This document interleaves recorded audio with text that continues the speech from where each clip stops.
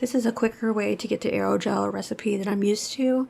I think some things have changed in some updates. This is a super easy way compared to the way I'm used to doing it, so let's go ahead and check it out. We're going to head south from your life pod. So you'll look at these clouds here. You're going to want to go in this kind of direction right here. See, this cloud is not moving.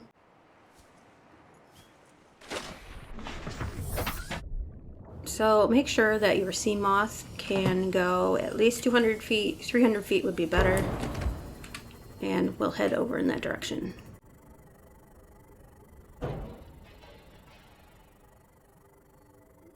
So if you haven't gone to this location before, you might note that this is where Commander Keen, his life pod, ended up, the same general area. I had to mark it because the marking for his life pod is gone now that I've explored it.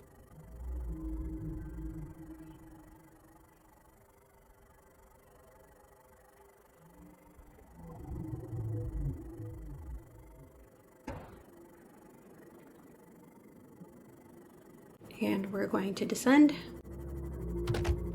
Pardon me, I can't drive.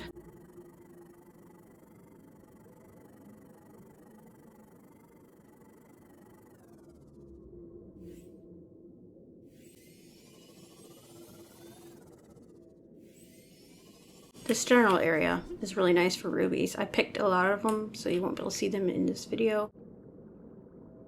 Passing 100 meters.